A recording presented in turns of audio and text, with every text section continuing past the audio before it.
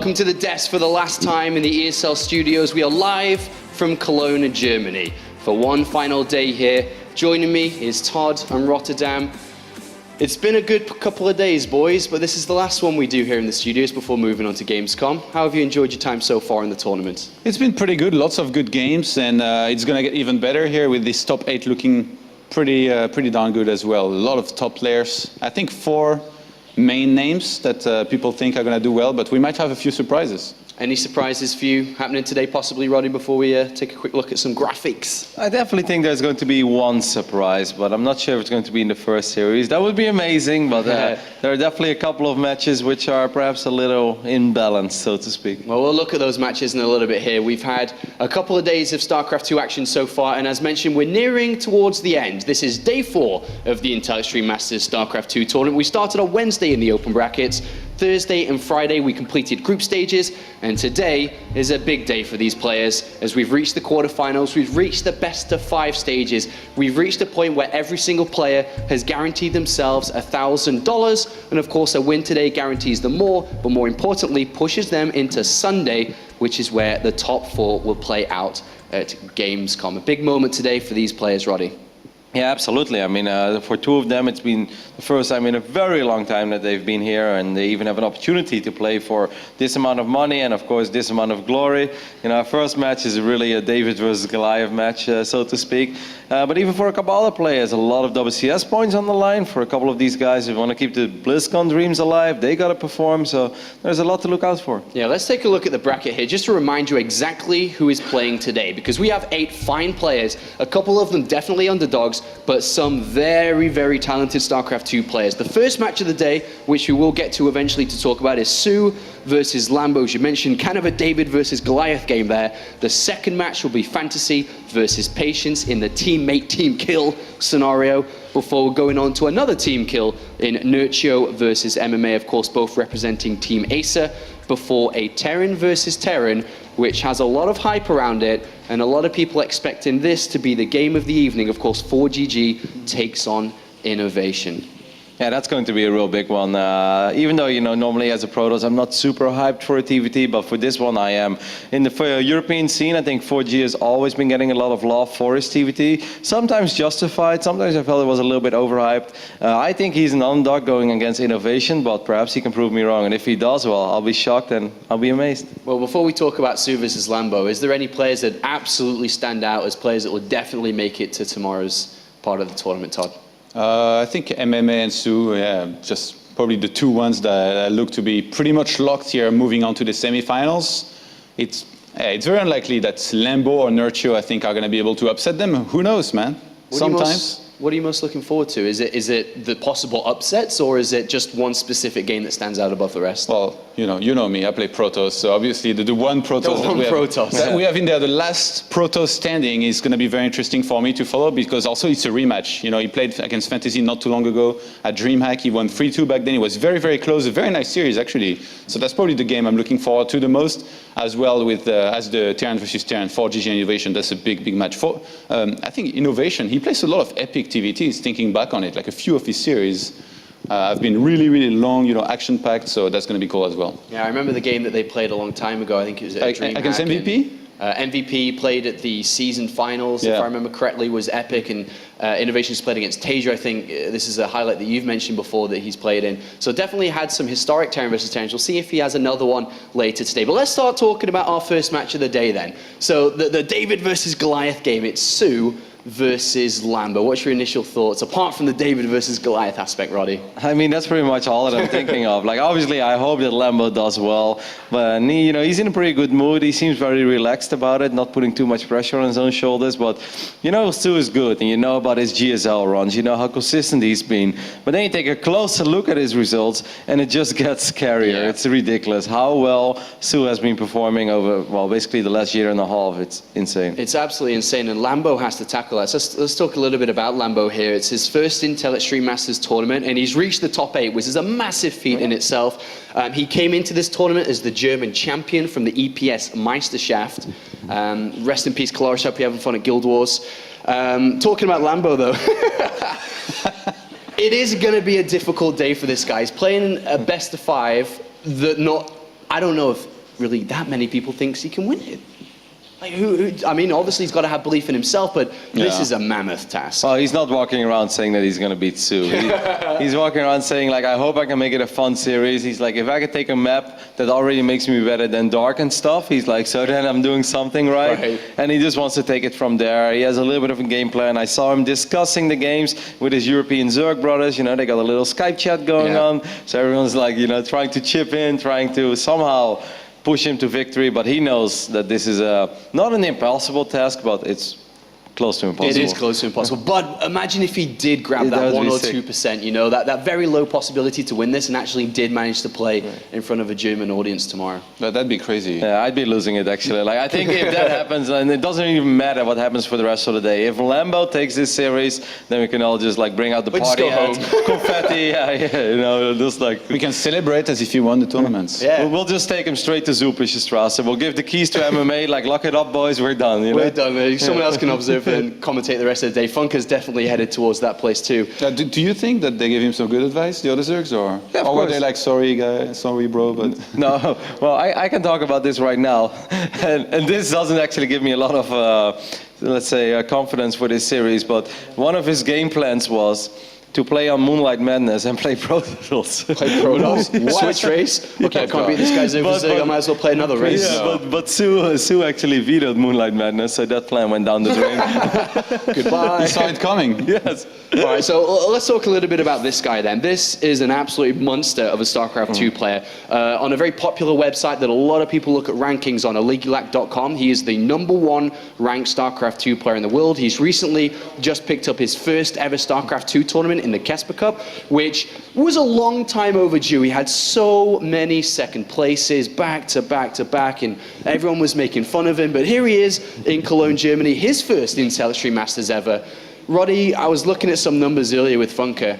This guy in Pro League, which is where he plays week in, week out, hasn't lost a single Zerg versus Zerg all year. That's massive. Yeah. He's 9-0, right? 9-0 in games. And then you're Lambo and you're like, okay, so, you know, all these guys, they're preparing week in, week out, they're all playing with each other, they're trying to get ready. The best minds in the world can't bring him down. Exactly, and it's like all these teams working extremely hard, trying to somehow analyze his ZvZ, snipe it, and he still doesn't lose. And now Lambo, as German champion, has to go up against this guy that just does not lose. I think he realized that he has nothing to lose at the same time. He just gave us a cheeky wink. He's looking pretty happy just to be here playing against Sue. That's always one added benefit, right? When you're a complete underdog like Lambo is today, it's you know, whatever. I'm going to have fun. I'm going to play Zerg versus Zerg just like I would do, you know, any other day and see what happens because it is a tall task. This is really one of these series that he's also aware of the fact that if he would somehow win it, we still talk about that 2 years from now when we're doing IEM season 12 here in the studios. Like, well, you know, we've seen upsets before. Do you remember when? Like, that's how big this series is. That's how much of an upset it would be if Lambo takes it. And looking at Sue, one last quick thing here before we move to the game is Sue currently, because he's had a bit of a slow year, he had a lot of round of 32s at the start. It only really started to pick up recently. He comes into this as rank 30 in the World Championship Series rankings. And this is a player, when you look at, you know, playing at BlizzCon in the World Championship Series, is a player that should be there. But to win this tournament is the ball rolling in that direction to go into Season 3, which he has to play soon, to really kickstart that dream. I think, even though the rank 30 is obviously something you do kind of have to worry about, I'm still not too worried about Sue not making it. I think he's going to do very well over here, and with the current shape that he's showing in Pro League, also that recent online tournament that was ridiculously stacked, like Sue is looking so strong, I can't imagine him dropping out in GSL in a round of 16 or even a quarterfinals. I think he's going to go very far again this season. I think he's going to collect a lot of points, and I think he's still going to make it to BlizzCon. But it does have to start here. Like, he does kind of have to win this or at least runner-up. All right, you know, in every other game, I always ask you predictions, but I think the right question here is, what's the score going to be for Sue's victory, Roddy? 3-0, I think. Yeah, you thinking the same? Is it that bad? I think 3-1. 3-1, Yeah. Lambo can take a map. Yeah. Better than Dark. Better than... All right, let's head to the commentary team for this one. It's going to be the Australian Smash Brothers, Pig and Moonglade. Welcome back to the casting desk, guys. I am Pig. Joining me is Moonglade, and we're about to witness an amazing Zerg vs. Zerg game. It's certainly going to be an interesting one. It's really just comes down to what can Lambo do. They spoke about it a lot on the desk. It's David versus Goliath. How many stones did David bring for Goliath? Did he bring any? Because he's going to need something interesting. He's going to have to really come up with something creative, I think, to even try and take a game off Su. Yeah, Su's so solid. It's one of these guys, you look at him and you say, where is his weakness? And then you spend a lot of time thinking and studying and looking through VODs before you find a very specific one, you know? But I think Lambo's pretty confident in terms of he's just here to try and put on a good show, right? He just wants to do himself proud at this point. Yeah. He knows there's no expectation of him to win, so he didn't look nervous out there. No, he didn't. He looked like he's comfortable. He's kind of accepted his fate, or at least that he's up against a beast like that. But we can jump into the game and have a quick look at these players and where they have started on this map. Starting off in Cactus Valley. Down here in the bottom left-hand side of Cactus Valley, it is Lambo. Representing Invasion Esport, their newest pickup, I believe. Really wants to make a name for himself, and really already Shaft as well. You know, he has had some success recently, at least in the foreigner scene. And up here in the top right, we do have the Korean player from SK Telecom. It is Su, or Goliath. Looking focused as ever. Not a lot throws Su off his game, and both of these guys have actually been here in the studio practicing all morning already. They've been there getting warmed up, getting used to their position. Going into Cactus Valley, it's a big 4-player map, Moonglade. It is. What sort of style do you like to play on this map, or what do you like to see? I like to see. Personally, I like to see get to a healthy mid game. We do see the roaches come out, or the mutas. None of the early shenanigans, but you know what? Judging by these positions especially, Zergs could get away with something pretty nasty if they really wanted to. You know, there's early pools with quick speedlings on one base, surprise them, because Overlords will not be scouting them anytime soon. So it's always something that both these players have to worry about, but I mean, judging by the build orders we see right now, not this game. I like that very fast gas from Lambo, actually. Going into that fast gas right after that hatchery before spawning pool. Meanwhile, Su also going to be going for gas before pool, but a little bit later on. Now, that might be for a bit faster aggression for Lambo, might just be for safety.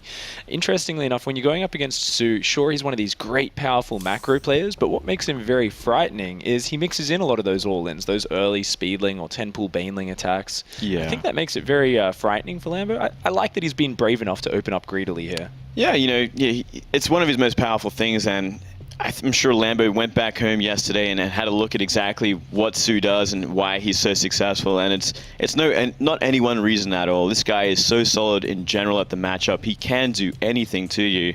And, if you let him play that macro game especially, it's going to be where he is most comfortable. Looking at these spawn locations, I have to say I think Su's going to probably be focused towards the Mutalisk play. If we look at his recent match history, he's really favored it. He throws the roaches out once in a while, but usually only after he's kind of been forced into some sort of defensive stance early. Normally he's been loving Mutalisks in so many matches in that Kesper Cup finals you had the pleasure of casting against Dark. That's right. And cross-map, a lot of space to make use of that. A lot of space, and with both players going for early link speed, I'm sure we're going to see some of that aggression before any sort of tech is chosen as well. I mean, Baneling Nest already coming down for Lambo, so he's going to be applying the pressure here, but a little bit later is Su's. Interestingly, these Zerglings trying to hide. Are Su Zerglings going to spot this on the watchtower? They do! Oh, that's a big tell there. I think Su would have realized that. 4 Zerglings kind of running off in an awkward direction. That's a little bit of a sign there. And if you watch the production tab, Lambo is on non-stop Zergling production. This is an all-in, really fast Ling Bane timing. Those 4 Zerglings on the top are going to try and morph Banelings, but has Su realized? I don't think he has. He's still draining up. This is actually a little bit of a mistake from Su here. He's going to be really caught out because these 2 Lings are out of position. There's no Overlord to scout these Lings moving across the map, and now Baneling spawning at the front door. Now Lings are in production for Su. Oh, he is building quite a lot of them, but these Banelings are already almost finished morphing. This big wave of Lings for Lambo is rushing across the map. The Queens for Su, they have to get a tight wall on the ramp. The drones are trying to evacuate. Lambo has to get damage done. He has to get it done fast. Yeah, he does. There's only a short time before the Lings pop out. Still, those 4 Banelings are going to do a lot of damage, especially when the Queens go down. Still 4 of them are completely healthy. Su not even targeting them right now. Oh, the one queen goes down. The other queen's about to go down. The banelings of Su are about to finish here. It looks like they will be able to get up. Lambo's diving for the drones. Oh, he's trying to get that double hit on the drones, and I think he might get a bunch of them. Oh, not claiming that second hit. Oh, not quite being able to seal the deal just there with those banelings. Lambo's continuing to flood across the map, but oh, he needs to get the critical damage done right now. A lot of Zerglings running into one of Su's banelings, and it looks like Su may have stabilized. Only one drone went down amongst all of that. Absolutely insane. I feel like that could have been a lot better hits from Lambo, but I don't think he was expecting to get that kind of advantage, that kind of opportunity with this attack. Oh, that's really harsh because, of course, Lambo has stopped at a very low drone count right now. He is only at 16 workers. Su is on 27. He can produce so many more units than Lambo here. And now he's pushed back onto Lambo's side of the map. Wow, massive baneling hit. Yeah, big hits here. One baneling remains. His Lings are going to get around those two banelings. Big micro mistake from Lambo. He's under the gun here, and he's going to be allowed into the main base with at least one baneling kind of zoning out the rest of these Lings. Oh, good focus fire from the Queen from Lambo there. But he is at such a deficit. All Su really needs to do is buy time here, defend, and the fact that he's actually putting pressure on Lambo and kind of pushing into him and even starting a Levi in this, oh, Su's in a masterful position. Yeah, he's in a great place right now, but he's still got to be careful of this counterattack. A lot of Lings and Banes coming across the map. Su going to have to get out Banelings of his own and try and block it up. He has two, though. Should be able to deflect this fairly easily, especially with the help of these Queens. Oh, bringing both Queens to the front. The Banelings here, they're just the guys that basically stop Lambo from darting in with all the Zerglings at once. And Lambo's making a lot of Banelings. He's coming in here for one last-ditch effort. He needs to break through right now. Yeah, this is really it. His one last shot. Denying a couple of those Banelings. More Banelings here, though. If he can actually get rid of these, he's going to go into the main. No, he turns around! Oh, big mistake. Devastating Baneling hits for Su. Su commanding strong, solid defense there. Looked like he was in a spot of bother for a moment, but he stayed calm, split those drones very well. Yeah, somehow only losing one drone amongst all that. He had so many in the red. Like, there was definitely an opportunity for a couple of Bane hits that would cause some real economic damage, but just not finding enough. And Su just held on perfectly. You know, he's been in that situation many times before in Korea. Yeah, such a solid play there. And I think a build order like that from Lambo, it's a good choice for Cactus Valley, for those map spawns where your opponent doesn't have any real vision until those Zerglings come across the map. But it needed, I don't know, what do you think? Like, I think a player that was maybe less nervous, more comfortable, should have claimed that victory pretty easily because Su was not prepared for it at all. Yeah, I think he got very fortunate. a couple more like Baneling hits. I guess if he gets like 7 or 8 of those drones he could have hit, right? As well as there was a few times the Zerglings ran onto the Banelings, but he did put the pressure on Su there. He did bring that in. And interestingly enough, looking at the APM tab at the end of that game, I saw both of them were at about 350 average APM.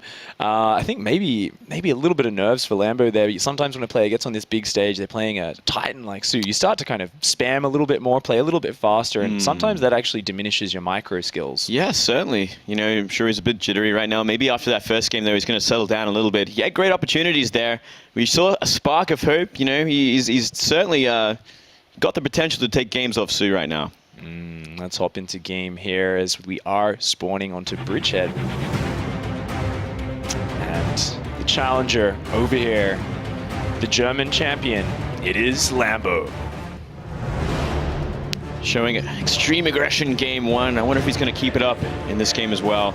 Not a bad map for it, but here on the right side of the map, we do have the red Zerg player winning game one. It is SKT Su. Just another day at the office. Just another day at the office. Great control at a very dire time, somehow keeping all those drones alive in game one. Su, always calm under pressure. He's been on huge stages in Korea many times. This is his first, well, he's hoping for his first championship outside of Korea here tomorrow. Wants to get through this match, go through to Championship Sunday.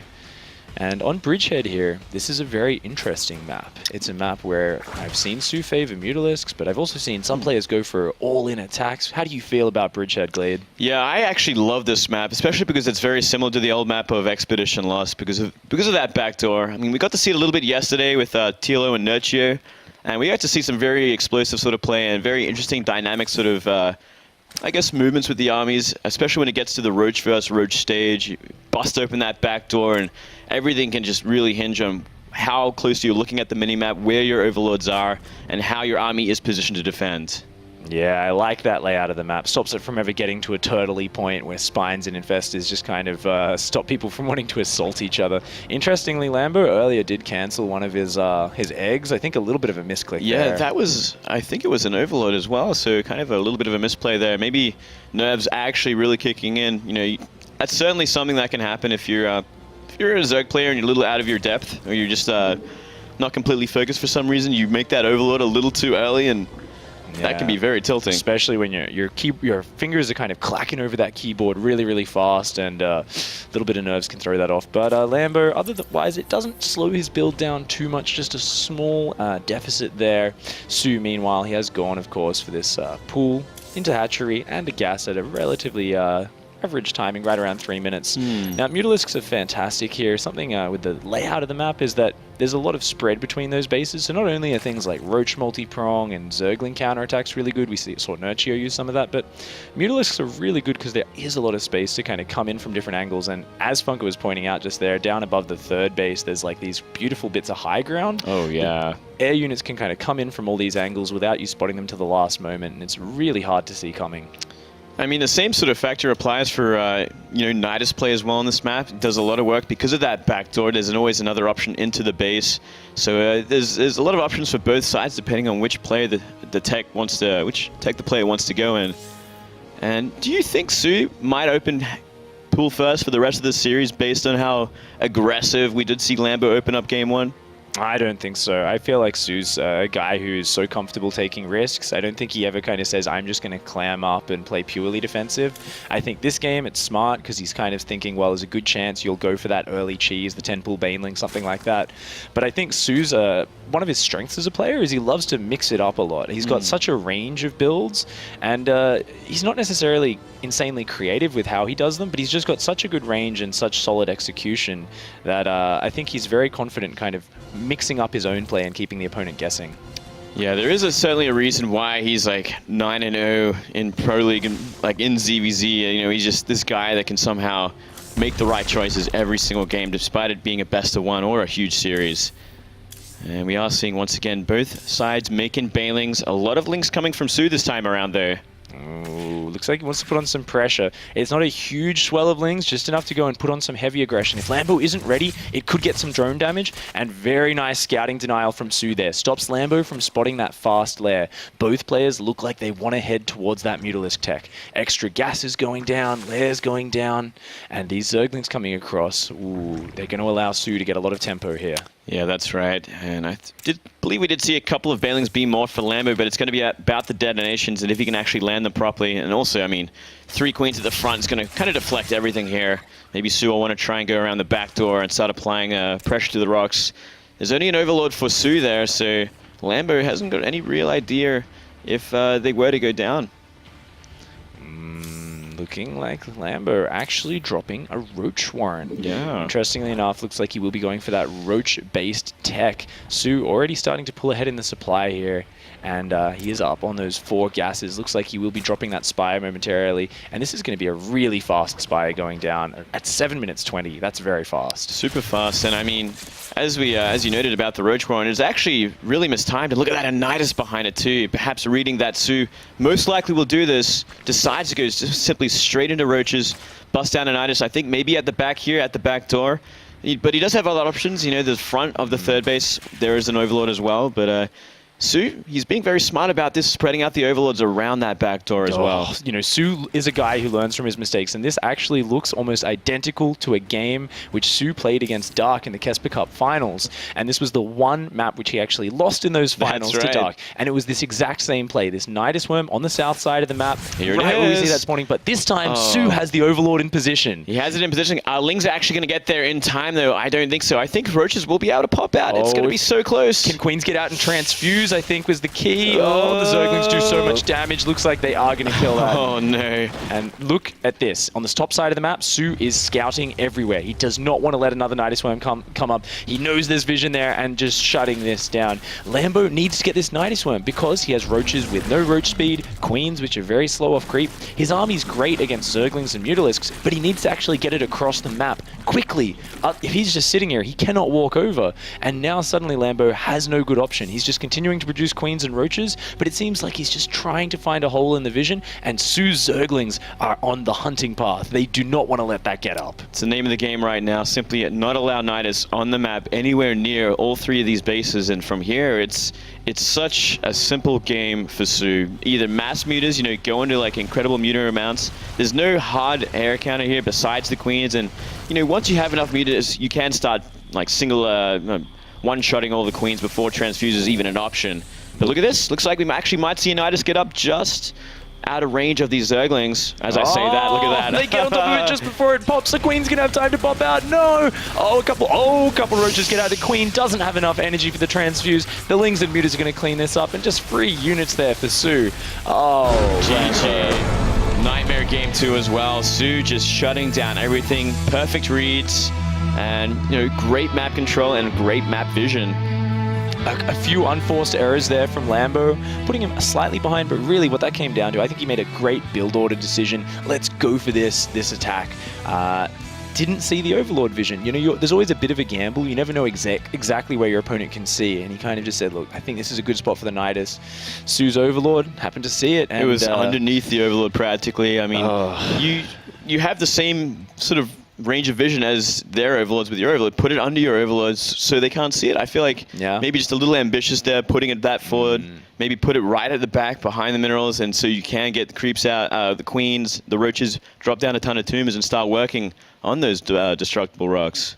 I think that would make a pretty big difference. I mean, you get that up, it's great, right? And as soon as one goes down, it's not losing that Nidus Worm necessarily. It's not losing the 15 seconds. It's the fact that your opponent, knows exactly what's happening. Your hand is shown, and they're just not going to give you that opportunity to put it down again. There's no way. And all the Muta player needs is time, right? They just need time. All they need is time. Like, all you need is to build up that Muta ball. I mean, if you can deny the third base of the mutas of the player going for the Mutalisks, maybe you have a second win there. You can transition into Infestors and slowly get a third base of your own and stabilize the game. But beyond that, it is very all in.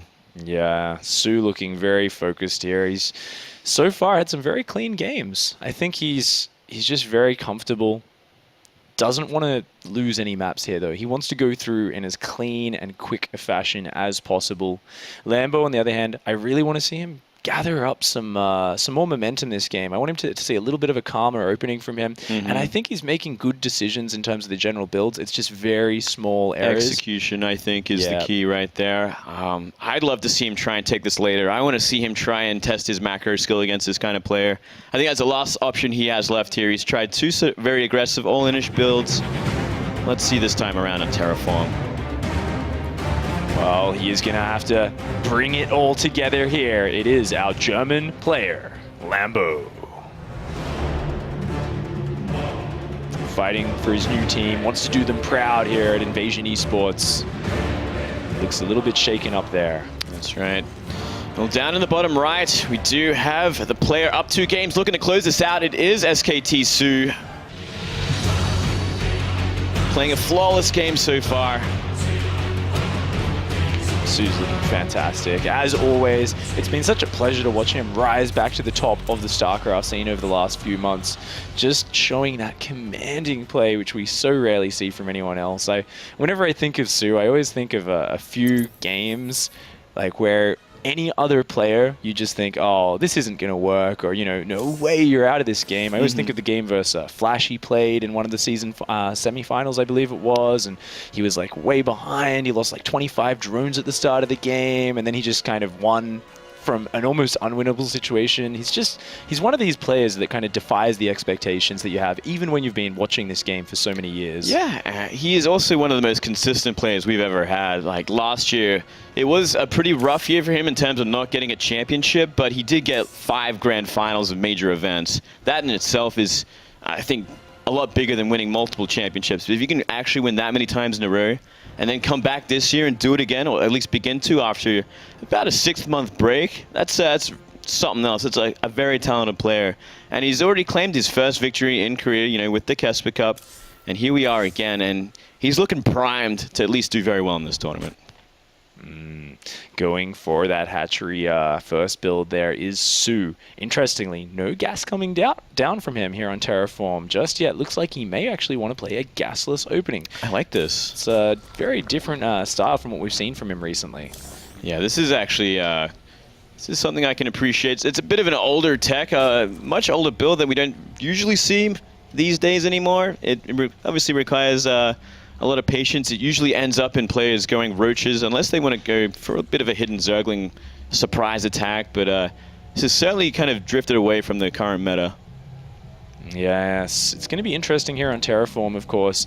There's a lot of cool roach pushes you can do, but because of the mechanics with that destructible kind of rock tower in the middle, there's a lot of buying time you can do. If you're ever a little bit behind in a roach versus roach war, or your opponent's doing a sneaky roach push, if you catch wind and knock down your rock tower, it can actually often buy a lot of time. And with the more speedling-based styles, you can kind of just run around the edges of the map and ignore that sort of thing. Yeah, and with the choke points as well, in general, like if it ends up in roach versus roach, which I think it might unless Lambo wants to try and bust something out early, it is so hard to engage into like the natural or third base because the concaves are going to be so advantageous beyond the destructible rocks. It's such a thin choke. We did see this actually, this map played yesterday as well, and a lot of interesting sort of attacks can occur, especially, well, as we say, this Overlord going down is a huge blow this early on. Oh, that's fantastic. It's a fantastic for Su and a complete disaster for Lambo. Yes. A lot of players love to set that Overlord there to try and see what units are rallying down the ramp. Su, knowing that, he realized if I just bring my queens from both sides, I can snipe that down. Of course, Lambo here has the Zergling speed advantage, but he's seen gasless from Su, so rather than opting for that Baneling Nest, he's just rushing up into his lair. And you know what? I feel like that's a Mutalisk timing lair. That's like really fast. Yeah, if we see more Extractors go down, maybe one more at least, it certainly is going to look like that Mutar opening. And it's going to certainly give him a lot of map control for a while because of this gasless opening from Su. He's going to have the creep spread though, and it's really going to be coming down to Lambo denying the third base for as long as possible and trying to get ahead in that regard. Ooh, Lambo coming across with a few Zerglings to pressure. I believe there is actually a small gap of Su's queens there at the front, but he does adjust that. Su very aware of that positioning. Walling off with the Evolution Chamber and the Roach Warren, it looks like Su is playing a stock standard gasless Roach game here. There's no delayed Zergling speed, nothing like that. Now, Lambo's goal?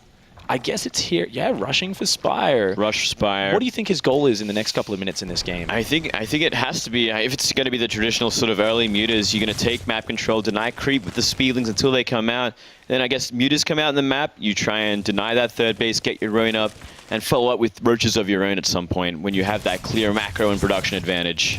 Oh, the Zerglings taking a chance to run past those queens. They want to check what's going on in here. They see no third gas on Su's natural. They're coming into the main. They see the lair, and he realizes no wiggly lines, hot air above the spawning pool. That means there's no Zergling speed on the way. So Lambo feels very safe. He knows he doesn't need to worry about anything except your very typical roach speed push, which won't hit for a while. Yeah, certainly so. And it does mean he can't take this third base. He has all the complete map control right now, and his main goal, deny the third base for as long as possible.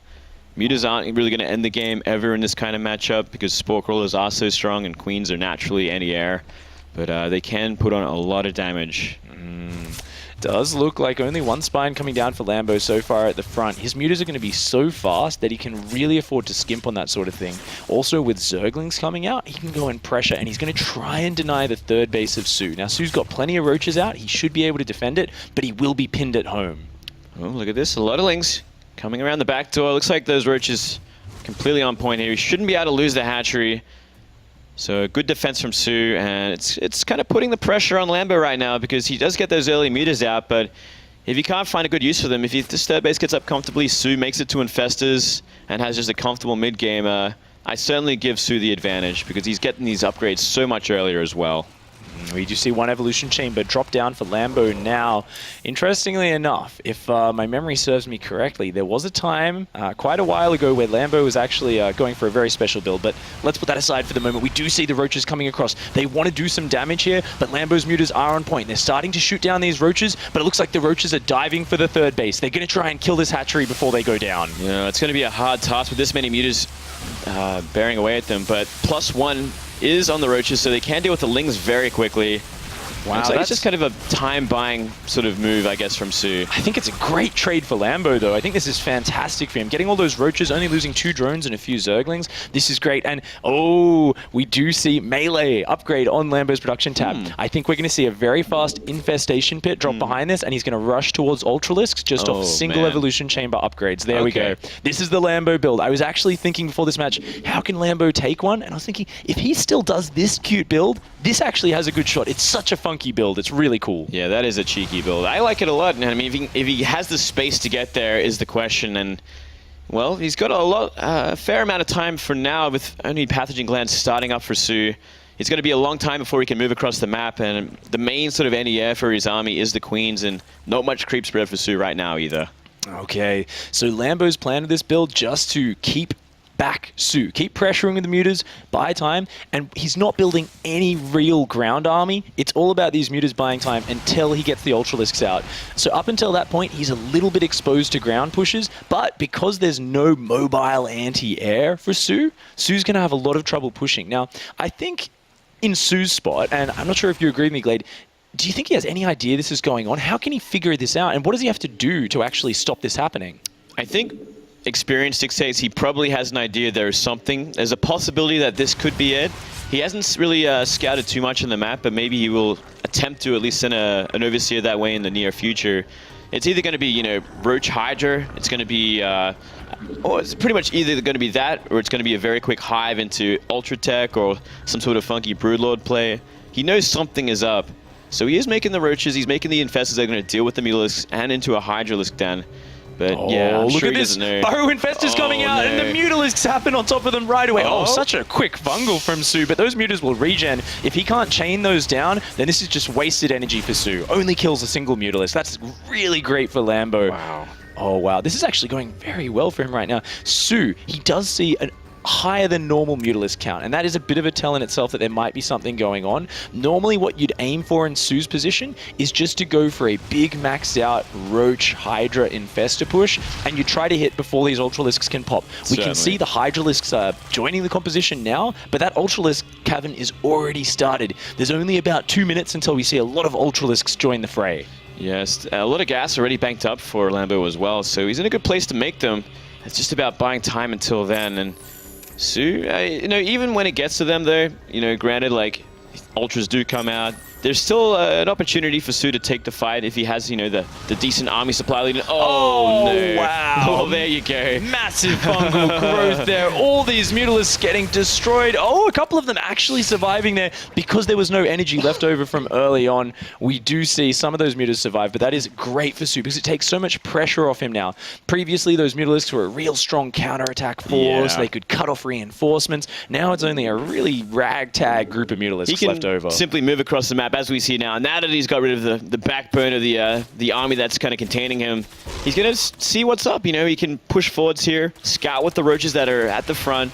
He sees that Lambo's trying to buy time here.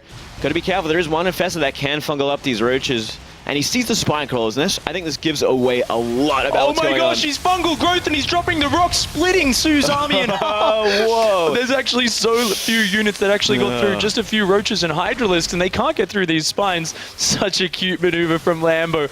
Oh, his fungal ran out just before the rocks fell down, so it didn't quite crush the units in there. That split was something else. But, you know, it bought enough time for all these Ultras to come out. Currently, we're sitting at about 7 Ultralisks right now, so that's an army Su cannot fight. This is a very smart call by Su. Pulling back here, he needs to abuse choke points like this, but he's letting Lambo through. Is Lambo going to take the fight? Lambo is pretty far down on army supply right now. I think this is the right call. Just use the Ultras defensively and charge across the map with these cracklings. They have adrenal glands. They have 1-1. They are going to be able to decimate Su's base. Su realizes this. He realizes he's got to do something with this army right now. Well, it's going to be a big attack on the spines, and these ultras, these eggs are going to block out the Ultralisks until they hatch, and the ultras will actually start DPSing down the infested Terran. So he has a lot of buffering for his Roach Hydra, but Su kind of has to kill with this aggression, with this attack. Oh, really nice fungal growth from Lambo. The Ultralisks are engaging into the Roaches. There is just so much Roach Hydra here, though, and these Ultralisks are only 2-1 upgraded right now. They are getting decimated by the Roach Hydra. Both players are on 140 supply right now. There's still a very frightening ball of Roach Hydra, but Su's economy is almost completely gone at home. That's right, and I mean, we do see 5 more Ultras are on the way. If the Remax is good and they come out in a decent position, he should be able to clean out what Su has left over attacking his base. Oh, this tiny group of Roach Hydra has to completely shut down all of Lambo's units as they pop out. Lambo being very clever, though. He's letting his Ultralisks rally out into his main base. He's letting them build up. He doesn't want to engage this just a couple units at a time. He wants to go everything at once, because these melee units, if they can all wrap around, suddenly they'll get the surface area, they'll crush through. It really comes down to that. If they don't have the surface area, they will be wiped out. There is no hope at all. But if he can get a decent surround and decent engagement with these Ultras and their AoE, there might be hope here. Oh, he's kind of going in just 1 or 2 Ultras at a time. He is doing some great damage on the backside of this, but there's a lot more Roaches coming across the map. He does take out 1/2 of the Roach Hydra, but there's so many more units coming in. Lambo's supply is dropping. Yeah, just not enough units together. GG, well played. Su gonna take this very quick 3-0. Whew, a very clean first couple of games, but a crazy wild last game there. That was a fun last game. Su was tested that time around. It was the one game that did go the distance as well, which is funny. You know, maybe if Lambo had have done that a couple more times earlier on, he would have had a better shot. You never know. I mean, that was such good execution on that build. You could tell that's the Lambo special, as I like to call it. Such a cool build, because the Ultralisks get out a lot faster than the classic way you execute that. You've got kind of double evolution chamber. Yeah. You've maybe got like a Speedbane upgrade. He just skips out on all that and just rushes up that tech tree. He says, yeah, I've got a bit less upgrades, but I hit that hive army a lot sooner, and it's a lot more intimidating. Yeah, it certainly was a surprise to Su, I think. He finally made it across the map, and his 7 Ultras are waiting for him with a small spine forest growing. I think just a little bit more time, and Lambo would have had the army to just win the game. Yeah, maybe a bit more creep spread. Like, imagine if when Su's coming through that choke point, through the rocks, if there's actually defensive creep spread and, you know, the Ultras can kind of engage with the spine crawlers, things could have been totally different. But Su playing a commanding style. Let's hear from the man himself over at the interview desk. Thank you very much, boys. Joined by Su here. Really dominating performance there. Feel like he was almost warming up for a game that's not happening today. Like, you have to just kind of emphasize, was that as easy as it seemed for everyone watching back at home? 자, 3대0. 일단 지금 여기 이 게임스컴 대회가 독일에서 이루어지고 있는데 유일하게 남아서 독일 선수를 거의 뭐 컴퓨터랑 하듯이 인공지능이랑 게임하듯이 경기를 끝냈네요. 어땠나요? 사실 제가 처음 들어봐서 이름을 잘 못할 거라고 생각을 했는데 그 그랜드마스터 랭킹을 봤는데 되게 높으신 거예요. 그러고 그래서 좀 긴장 많이 하고 했는데 쉬울 줄 알았는데 생각보다 되게 어려웠어요. I've actually never heard of this guy Lambo before, so I expected him to be a really bad player, just because, you know, he's not very well known. But when I actually met him at the lobby in the chat, I noticed that the bowler was Grandmaster, so I checked his win ratio and stuff, and it was actually pretty impressive. So I was a little nervous in the beginning, and first couple of games it worked out really well, and towards the end, you know, I could start to tell that this guy is actually not a fake Grandmaster or anything. He's actually got the talent and the skills. So, ask Su, when did he feel like he'd won the series? After map number 1, after map number 2? 자, 뭐 3대0으로 끝나서 몇 개 경기를 많이 해보진 못했지만 몇 경기가 딱 끝났을 때 아니면 어느 정도 시점에서 왔을 때 내가 이겼구나, 얘 질 수가 없구나라는 마인드가 드셨나요? 이제 두 번째 판도 이기고 세 번째 판도 이제 좀 여유 있게 해보려고 하는데 너무 잘하시는 거예요. 그래서 좀 힘들 수도 있겠구나 싶었는데 다행히 운 좋게 이긴 것 같아요. 약간 방송용 멘트가 섞인 것 같은데요. 아니야, 진짜예요.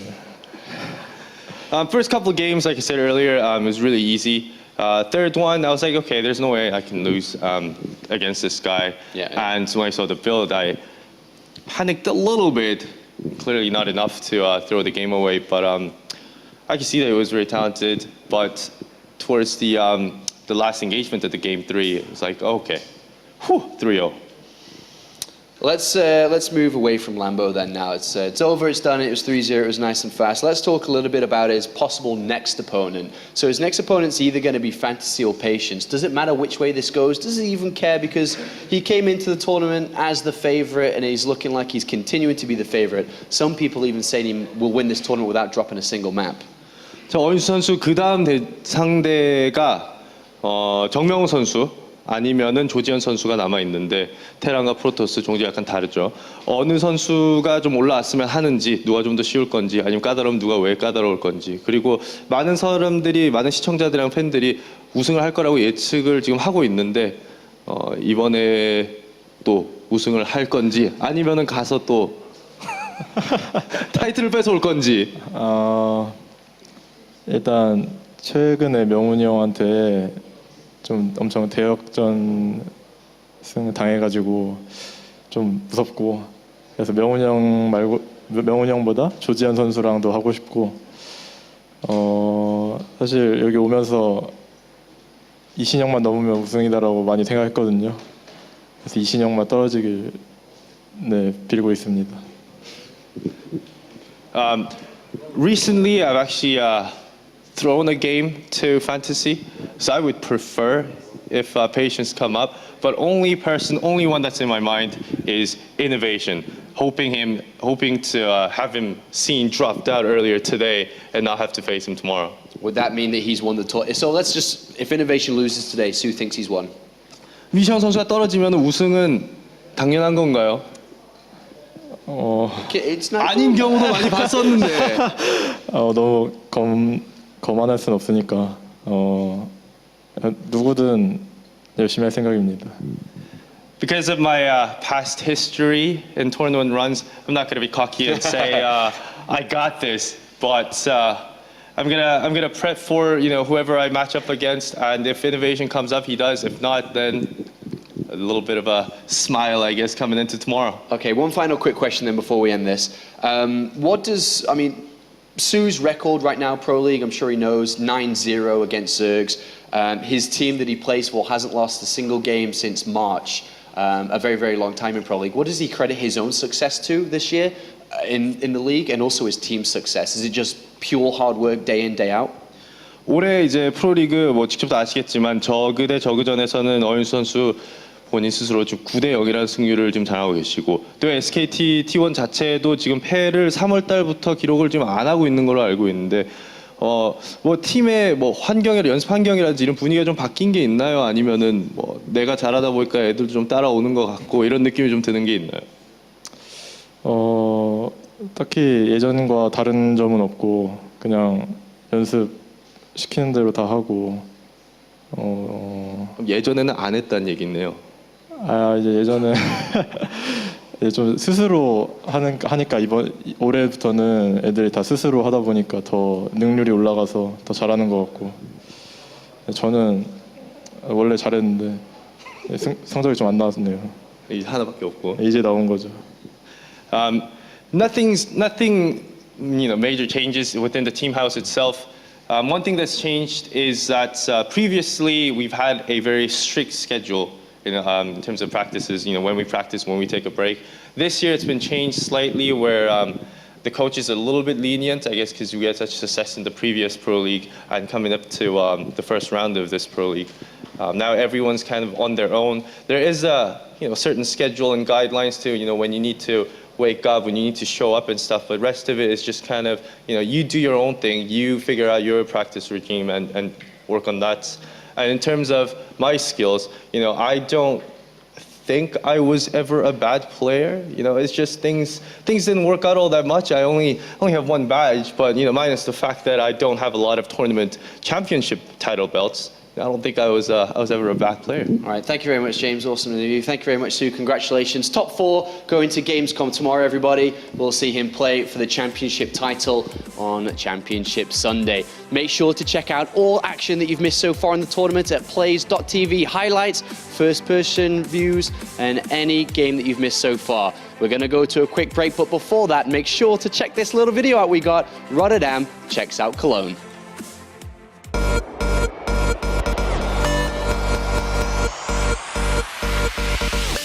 Cologne is one of the oldest German cities. In fact, in the 1st century, it was one of the most important trade and production centers of the Roman Empire.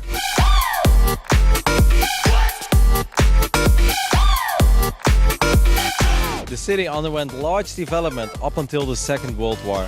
In April 1945, there were only 40,000 people living in the city. It took 15 years for the population to climb back up to the number where it was in 1939, before the Second World War broke out.